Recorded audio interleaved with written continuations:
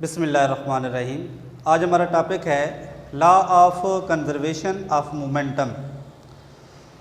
Conservation क्या momentum का जो लॉ है, कंजर्वेशन का मतलब है नो चेंज इन मोमेंटम, कि मोमेंटम में कोई चेंज ना आए, तब्दीली ना आए, हम उसको नाम देते हैं कंजर्वेशन का। अब अगर हम इसकी स्टेटमेंट पढ़ें कि law of conservation of momentum की स्टेटमेंट क्या है, तो स्टेटमेंट में हम देखते हैं, कहते हैं कि momentum of an isolated system of two और more than two interacting bodies remain constant. कि किसी भी आइसोलेटेड सिस्टम का जिसके अंदर दो या दो से ज़्यादा बॉडीज़ हों और टकराने वाली बॉडीज़, इंटरेक्टिंग मीन जो आपस में टकरा रही हों, उसको इंटरेक्टिंग बॉडीज़ का नाम दिया जाता है। उनका जो टोटल मोमेंटम होगा वो बराबर रहता है, कांस्टेंट रहता है या मुस्तकिल रहता है, वो चेंज नहीं होता। तो ये है law of conservation of momentum. अब इसको पढ़ने से पहले इसमें दो चीज़ें हैं। एक तो आइसोलेटेड सिस्टम क्या चीज़ होती है, आइसोलेटेड सिस्टम या जस्ट सिस्टम से क्या मुराद होता है। तो सबसे पहले हम देखते हैं कि सिस्टम क्या होता है। सिस्टम होता है group of bodies, group of bodies in certain boundaries, किसी भी मखसूस बाउंड्रीज के अंदर जो बॉडीज का ग्रुप होता है हम उसको सिस्टम का नाम देते हैं। एक छोटी सी एग्जांपल दे देता हूं मैं। जैसे हमारे पास ये एक प्ले ग्राउंड है। अब प्ले ग्राउंड के अंदर जितनी भी बॉडीज आएंगी इस बाउंड्री लाइन के अंदर वो एक सिस्टम बना रही होती हैं।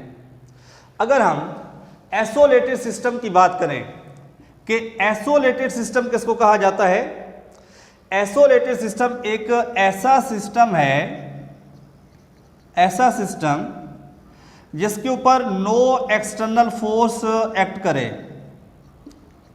No external force acts on it. यानी कि ऐसा सिस्टम आइसोलेटेड सिस्टम कहलाता है जिसके ऊपर कोई अनबैलेंस या एक्सटर्नल या कोई बैरूनी फोर्स अमल ना करे, हम उसको नाम देते हैं आइसोलेटेड सिस्टम का। अब किसी भी आइसोलेटेड सिस्टम के अंदर रहते हुए दो या दो से ज़्यादा टकराने वाले जो अजसाम हैं उनका टोटल मोमेंटम क्या होगा, सेम रहे, कांस्टेंट रहे, एक जैसा रहे, हम उसको नाम देते हैं law of conservation of momentum का। अब आते हैं इसकी एग्जांपल की तरफ। इसकी तीन एग्जांपल हैं जिसको हम एक्सप्लेन करेंगे।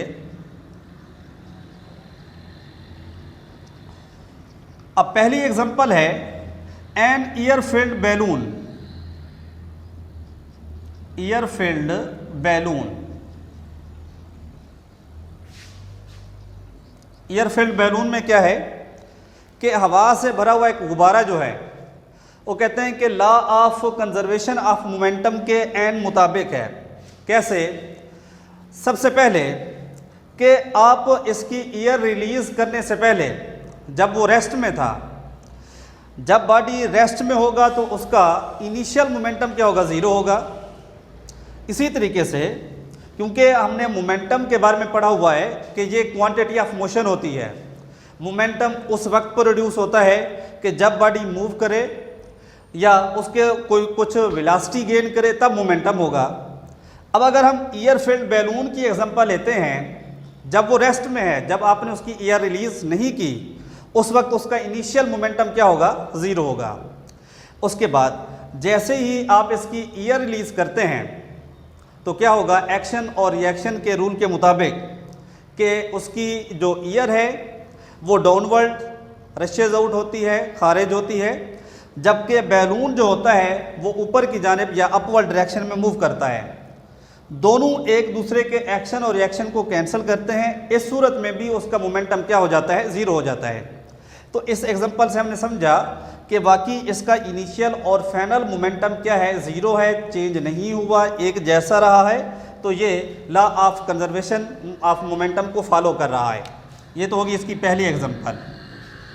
अब आते हैं इसकी दूसरी एग्जांपल पर। टू इंटरेक्टिंग स्फीयर्स, दो टकराते हुए या इंटरेक्ट करते हुए गोले जो है उनकी हम एग्जांपल लेते हैं। वो कहते हैं कि सपोज हमारे पास टू स्फीयर्स हैं, सपोज टू स्फीयर्स हैं, टू स्फीयर्स, उनको हम नाम दे देते हैं कि एक हमारे पास M1 है जबकि अदर जो है वो M2 है। M1 और M2 वो एक स्ट्रेट लाइन के ऊपर मूव कर रहे हैं। फर्ज करें ये हमारे पास पहला बॉडी है जिसको मैं M1 का नाम दे रहा हूं और इसकी इनिशियल वेलोसिटी जो है वो U1 है, और इसी लाइन के अंदर ही दूसरा बॉडी भी, इसको हम नाम दे देते हैं ये M1 है और ये बन जाएगा M2,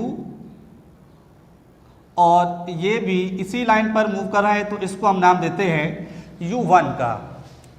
अब हर स्फीयर का आपने अलग अलग से मोमेंटम लेना है, तो मैं लेता हूं initial momentum of M1, initial momentum of M1। जैसा कि हमें पता है इसका फार्मूला जो होता है mv के बराबर होता है इनिशियल मोमेंटम का। अब क्योंकि हमने वेलोसिटी को u का नाम दिया हुआ है तो इस वजह से इसका जो मोमेंटम का फार्मूला बनेगा m1 और u1 बन जाएगा। और इसी तरीके से आप लिखेंगे इनिशियल मोमेंटम ऑफ m2। अब m2 का भी आपने इनिशियल मोमेंटम लेना है, उसके नाम के मुताबिक ये बन जाएगा ये बन जाएगा m2 और u2 बन जाएगा। यानी कि ये जो मोमेंटम है जब बॉडी टकराने से पहले मूव कर रहे हैं उस वक्त का उनका initial momentum m1, u1, m2 और u2 के इक्वल आ रहा है।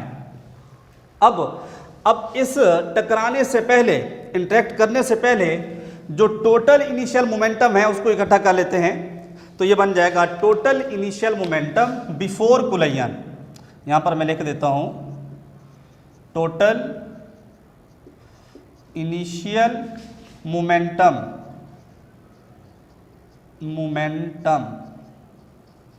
बिफोर कोलिजन,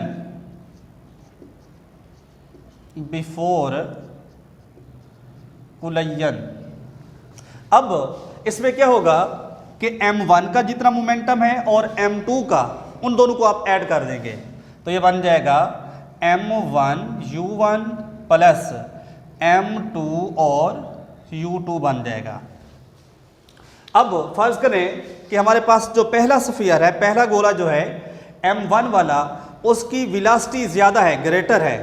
अब वेलोसिटी ज़्यादा होने की वजह से ये m2 के साथ इंटरेक्ट हो जाएगा, टकरा जाएगा। यानी कि ये आप लिख सकते हैं बिफोर कोलिजन है, जब ये मूव कर रहे हैं बिफोर कोलिजन, ये जो हिस्सा है। अब ये दोनों बॉडीज आपस में कोलाइड कर जाते हैं, ये बन जाएगा m1 और ये क्या है m2, और ये वाला हिस्सा ज़ाहिर करता है कि जब ये बॉडी आपस में टकराते हैं, जैसे दो गाड़ियाँ आपस में टकराती हैं तो उनके दरमियान कुछ ना कुछ ब्रेकिंग होती है, टूट फूट का शिकार होती हैं, तो इस सिंबल से मैंने उसको ज़ाहिर किया हुआ है। साफ ज़ाहिर है टकराने के बाद ये अलग अलग हो जाती हैं और इनकी वेलोसिटी में चेंज आता है। तो यहाँ पर मैं लिखता हूँ एट कोलिजन, उसके बाद ये अलग अलग हो जाएगी। तो इस डायग्राम को मैं इससे ज़ाहिर कर देता हूँ, ये बन जाएगा m1 और ये बन जाएगा m2 बन जाएगा। अब टकराने के बाद इनकी वेलोसिटी में भी चेंज आ जाएगा।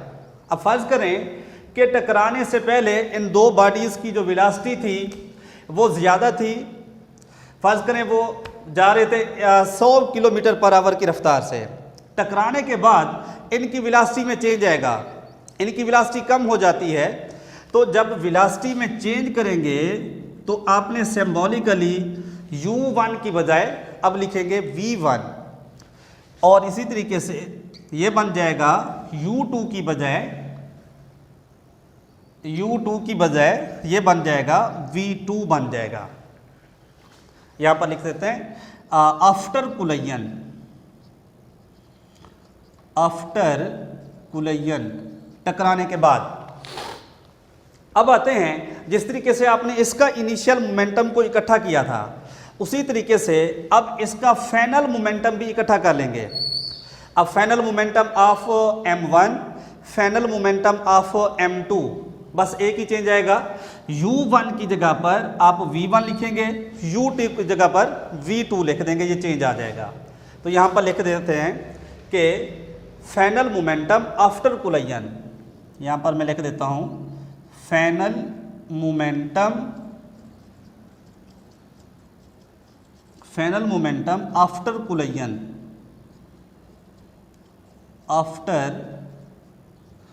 कुलयन, तो ये बन जाएगा m1 v1 प्लस बन जाएगा m2 और v2 बन जाएगा। अब टोटल इनिशियल मोमेंटम बिफोर कुलयन और टोटल फाइनल मोमेंटम आफ्टर कुलयन, इन दोनों को सामने लेकर आते हैं, तो ये बन जाएगा, इसकी इक्वेशन जो बनेगी, टोटल इनिशियल मोमेंटम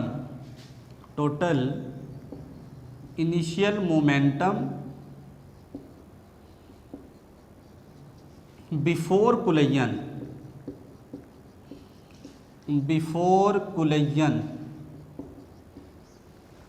और इसी तरीके से दूसरी साइड पर लिख देंगे टोटल फाइनल मोमेंटम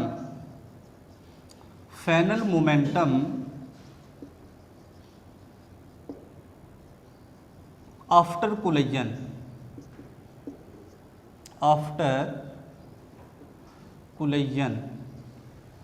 अब दोनों की इक्वेशन को आप लिख देंगे। अब इनिशियल मोमेंटम का क्या है, m1 u1 m2 u2 बन जाएगा, तो ये बन जाएगा m1 u1 प्लस m2 और ये बन जाएगा u2 के बराबर। दूसरी साइड पर लिखते हैं, ये बन जाएगा m1 v1 प्लस m2 और v2 बन जाएगा। तो इस इक्वेशन से हमने समझा कि वाकई टोटल इनिशियल मोमेंटम और टोटल फाइनल जो मोमेंटम है बिफोर और आफ्टर कुलयन, टकराने से पहले भी और टकराने के बाद भी वो चेंज नहीं होता, एक जैसा रहता है या कांस्टेंट रहता है। ये दो एग्जांपल हमने कर ली। अब आते हैं इसकी थर्ड एग्जांपल पर। थर्ड एग्जांपल क्या है, गन एंड बुलेट की हम एग्जांपल लेते हैं। Gun and bullet, third example है गन एंड बुलेट की। हमें पता है कि जब हम गन को फायर करते हैं, गन चलाते हैं, तो उसमें दो काम होते हैं, एक्शन और रिएक्शन वाले। कि सबसे पहला काम कि गन जो होती है फायर करने के बाद वो पीछे की जानिब झटका खाती है, जबकि बुलेट जो होती है वो आगे की जानिब मूव करती है। अब इसी बात को हमने समझना है। अब सबसे पहले कि जब गन एंड बुलेट को आपने फायर नहीं किया, चलाया नहीं है, गन रेस्ट में है, उस सूरत में इसका इनिशियल मोमेंटम क्या होगा, ज़ीरो होगा। यानी कि when gun is at rest, when at rest, कि जब रेस्ट में है उस सूरत में इसका इनिशियल मोमेंटम क्या होगा, ज़ीरो। इनिशियल मोमेंटम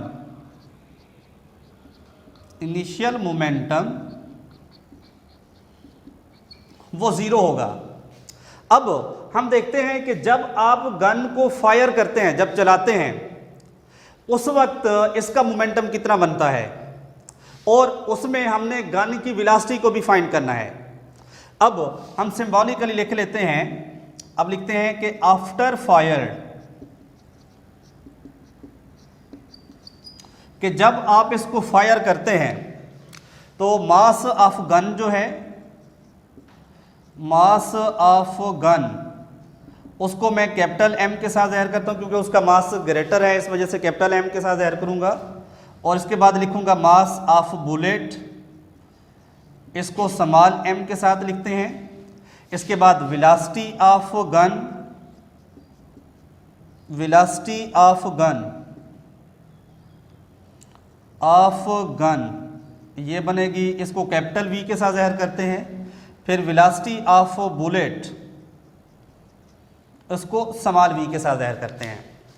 अब जो गन का मोमेंटम बनेगा, फाइनल मोमेंटम, वो एम वी बनेगा, यानी कि कैपिटल एम और कैपिटल वी के साथ। और जबकि वेलोसिटी का जो मोमेंटम बनेगा,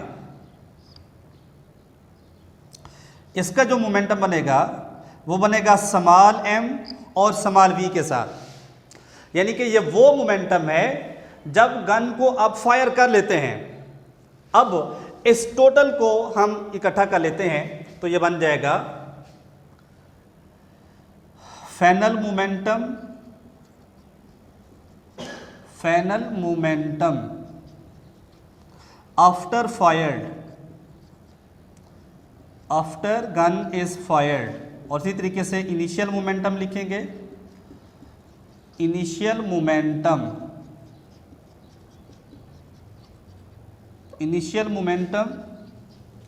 बिफोर फायर्ड।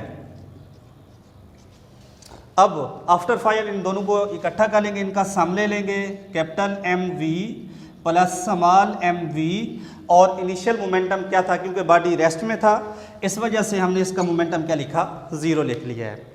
अब इसमें से हमने वेलोसिटी फाइंड करनी है कि गन की वेलोसिटी कितना हमें मिलती है। तो मैथमेटिक रूल के मुताबिक इसको हल करेंगे। कैपिटल एम वी, ये प्लस का दूसरी साइड पर शिफ्ट करेंगे तो ये बन जाएगा माइनस एम वी आ जाएगा, क्योंकि हमने फाइंड करनी है वेलोसिटी। तो ये बन जाएगा v is equal to minus M over क्या आ जाएगा, capital M is equal to क्या आ जाएगा, स्मॉल v के बराबर।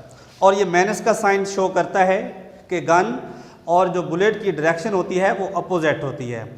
और इसी तरीके से अगर इसकी प्रैक्टिकल एग्जांपल देखें कि law of conservation of momentum की प्रैक्टिकल एग्जांपल क्या हो सकती है, उसमें जो हमारे पास रॉकेट्स होते हैं, रॉकेट्स या जेट इंजन्स वगैरह, जेट इंजन्स, ये भी सारे के सारे law of conservation of momentum के असूल पर फॉलो करते हैं। आई होप आज का टॉपिक आपको समझ आ गया होगा। इसके हवाले से कोई भी क्वेश्चन करना हो तो आप पूछ सकते हैं। शुक्रिया।